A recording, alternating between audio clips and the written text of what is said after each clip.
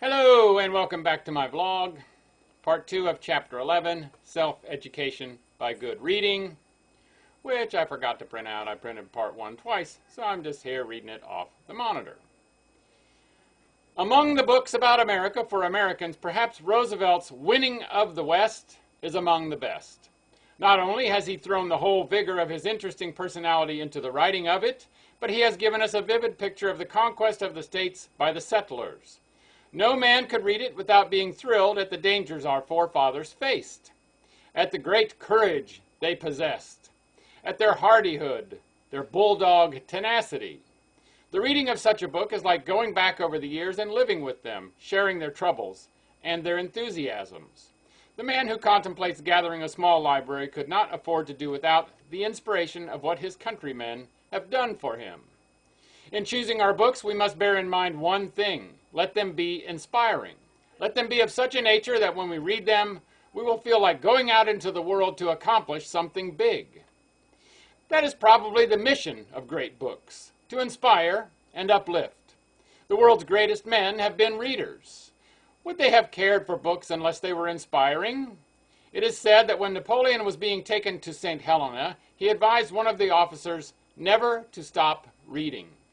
Most of the things worthwhile are at some time or other stored away in books by the thinkers. Every phase of history, every movement to better mankind and lift it above the drudgery of mere toil, every beautiful thought is to be found in them, and the better the book, the more will be found in it of these very things. When we have finished the day's work, we can pull down a volume from the shelf and in a moment be lost in an entirely different world.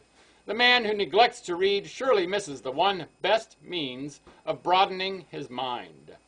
All books of the better class furnish food for thought and are excellent tools for the man of initiative. To read means keeping in touch with the big visions. We cherish these dreams and make them real in plans of our own. Aspiration is behind the pages of every worthwhile volume. It was the motive power which drove the author to produce it, and it should become a part of the forces which drive us on to victory. Without such inspiration, we grope as children in the dark. We are without a light to guide us on our way. Books by such men as Marden and Hubbard are great generators of the electricity of doing things. They have put into words those innermost emotions which are the instruments of success. They point out a way we may safely follow. They loan us inspiration which causes us to act for ourselves. They give us thoughts that are useful and practical, which we never would have gained by virtue of our own reasoning power. They made it a life work to coin into phrases words that inspire. Out of their large experience came the logical sequences of cause and effect. Not to profit by their teachings is a crime against our own prospects. Without them, we lag behind. Instead of progressing, we look on and wonder at what is going on in the world. Somehow we cannot connect ourselves with the big enterprises, and all because we failed to feed our minds properly. There is much to be gained both in pleasure and knowledge by reading historical novels and the lives of great men. The books of Sir Walter Scott and James Fenimore Cooper are rated among the best in the world. Grant's autobiography and the personal stories of other famous Americans provide fascinating material with which to establish and fortify our test for good literature. The tales of modern American financiers is another field of absorbing interest.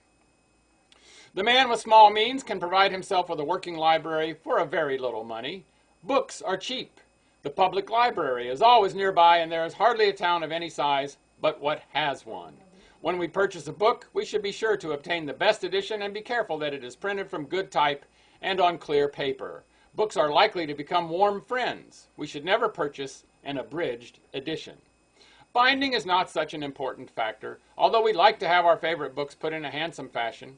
With Shakespeare, Emerson, Roosevelt, Scott, Cooper, Marden, and Hubbard, one would have quite a representative collection for a start.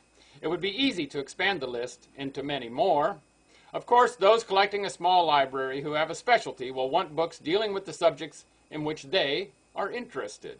However, every practical library includes books of inspirational character, and if one makes a study of the books written by great authors, it will be found that all of them profited by the reading of books which caused them to think. The Bible causes us to think, and no library is complete without it. It's the end of chapter 11. Make it a great day, and bye for now.